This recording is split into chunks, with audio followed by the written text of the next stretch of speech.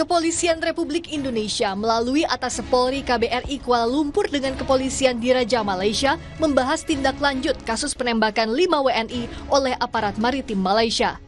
Aparat Malaysia mengaku ada perlawanan dari korban dengan mengacungkan senjata tajam saat kapal coba dicegat aparat. Namun keterangan ini berkebalikan dengan yang disampaikan korban WNI.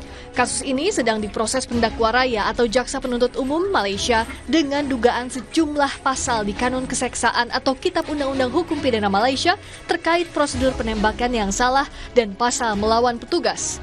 Jika salah satu di antaranya terbukti, akan dilanjutkan ke pengadilan. Boat yang ditumpangi oleh para WNI yang akan berangkat ke Dumai setelah berangkat pada pukul 3 pagi untuk berangkat ke Dumai. Setelah berangkat dari pantai jarak 300 meter, dicegat dan diberhentikan oleh pihak EPMM. Kemudian para korban tidak mau berhenti dan melakukan perlawanan dengan cara mengayunkan parang, yang katanya mengayunkan parang. Kami memberikan versi yang berbeda dari hasil interview kami, wawancara kami dengan para korban. Siasatan yang sedang dijalankan yaitu 307 berdasarkan penjelasan mereka, yaitu 307 Kanun Keseksaan dan melawan petugas, termasuk pasal 309 tentang penerapan proses tembakan yang sesuai dengan prosedur. Nah, apabila di salah satu ini dinyatakan benar atau tidak, atau bersalah atau tidak, maka salah satunya akan berlanjut sampai ke tingkat mahkamah atau pengadilan. Sementara 2 WNI lainnya yang berada di kapal menjalani pemeriksaan di Kepolisian Kuala Langat. Pihak Kementerian Luar Negeri RI dan KBRI Kuala Lumpur pun telah memberikan pendampingan hukum bagi kedua WNI. Kemudian dari keterangan Bapak Kapolda atau Kepala IPK yang diberikan kepada kami, termasuk juga terkait dengan status yang 2 orang saat ini sedang dalam pengambilan keterangan di IPD Kuala Langat atau di Polres Kuala Langat.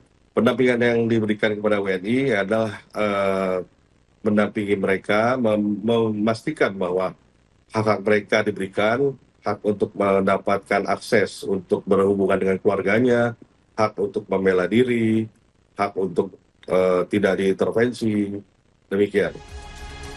Pemerintah Malaysia telah merespons nota diplomatik yang dikirimkan pemerintah Indonesia.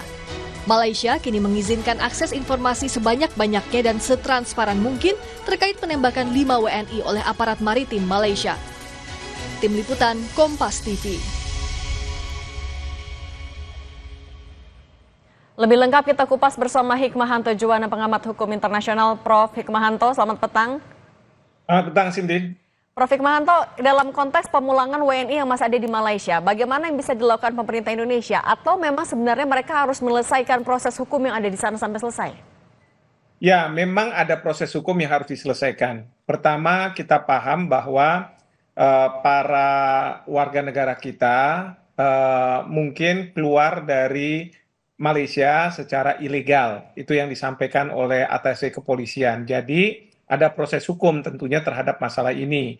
Di samping itu ada proses hukum yang perlu diverifikasi terkait dengan apakah polisi atau APPM di Malaysia melakukan tindakan sesuai dengan prosedur dan tidak ada eksesif, karena ada 2 pandangan dari sisi pihak APMM dan dari pihak warga negara kita yang masih survive katakanlah dan mengetahui seperti apa.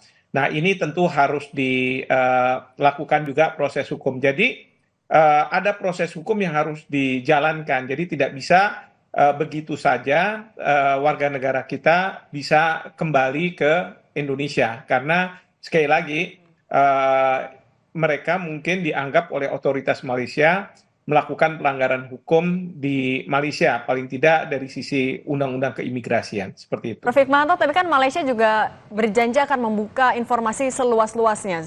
Sejauh mana kita bisa memanfaatkan akses itu terkait dengan penembakan WNI?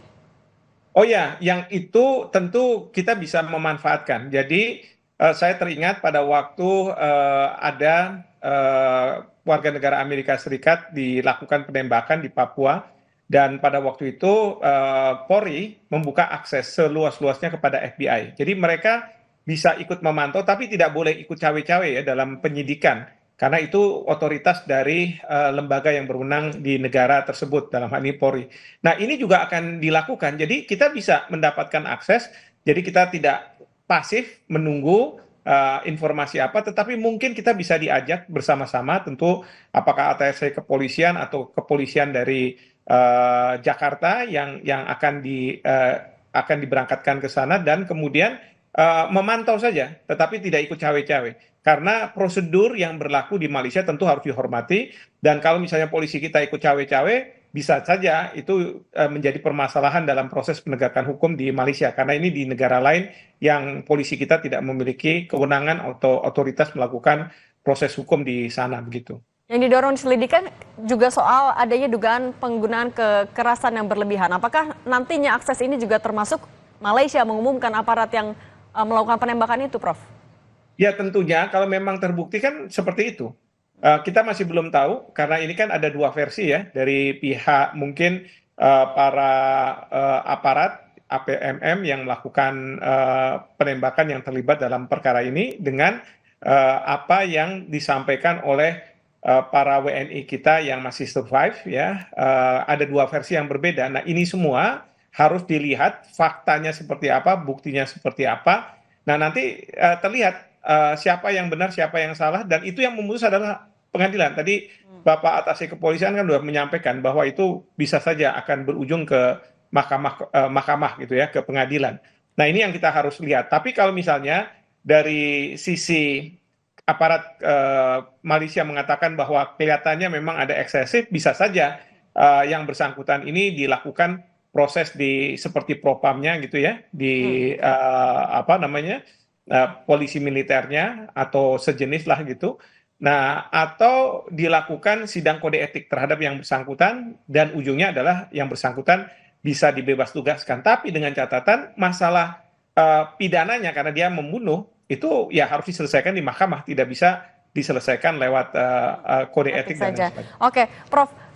Presiden Prabowo bilang ini jadi salah satu hal yang diomongin juga dengan PM Malaysia. Posisi Indonesia terhadap Malaysia dalam konteks seperti ini, apa yang harus ditegaskan oleh pemerintah? Pertama adalah kita juga harus mengoreksi diri, bahwa kita harus memastikan tidak ada para pekerja yang ke Malaysia secara ilegal. Ini yang perlu kita perhatikan betul. Nah, tapi yang kedua, kita juga ingin bahwa di Malaysia tidak ada perusahaan-perusahaan yang menerima para pekerja yang ilegal. Karena kalau misalnya mereka berangkat secara ilegal dan diterima, nah ini yang jadi masalah. Nah, ini harus dua-duanya harus diselesaikan. Dan ini masalah udah bertahun-tahun. Kalau menurut saya, Pak Prabowo, Presiden, sudah tegas mengatakan, enggak, ini harus kita selesaikan. Jadi, misalnya beliau mengatakan jangan ikut-ikut para pekerja kita dengan ajakan-ajakan dari mafia ataupun agen-agen yang tidak benar untuk bekerja di Malaysia. Karena mungkin saja mereka ini akan bisa ditampung, tapi oleh perusahaan yang tidak benar. Nah, kita juga berharap perusahaan-perusahaan ini ditindak oleh otoritas di Malaysia, ya, sehingga kita betul-betul ingin bahwa pekerja migran kita adalah pekerja migran yang legal, tidak ilegal. Itu pertama. Yang kedua, tentu kita berharap bahwa masyarakat kita yang bekerja di Malaysia untuk memenuhi aturan ketentuan yang berlaku di Malaysia, dan dari pihak Malaysia juga jangan sampai aparatnya melakukan tindakan-tindakan yang mungkin berpotensi untuk mengganggu hubungan antar kedua negara. Jadi Prof Hikmanto, tapi apakah Indonesia harus secara tegas menuntut juga kepada Malaysia agar ya kasus ini dibuka dengan terang dan juga diselesaikan dengan benar? Ya, itu kan yang sudah dilakukan. Kita sudah melakukan protes diplomatik, dan kemudian dari pihak Malaysia mengatakan bahwa mereka bersedia untuk membuka akses sebesar-besarnya tanpa campur tangan tentunya dari para penyidik di Indonesia. Jadi ingin silahkan otoritas di Indonesia untuk mengikuti proses, memantau apakah ada yang ditutup-tutupi atau misalnya tidak dan lain sebagainya. Karena dari pihak Malaysia mereka ingin bahwa kita ingin transparan, tapi proses hukum tetap harus dijalankan. Oke, terima kasih pengamat hukum internasional Prof Hikmahanto Juwana sudah berbagi di Kompas Petang. Sehat selalu. Sehat selalu, terima kasih. Menteri Pertahanan Prancis Sebastien Lecornu menemui Presiden Prabowo Subianto dan menyerahkan kenang-kenangan helm pilot tempur Angkatan Udara Prancis kepada Presiden Prabowo.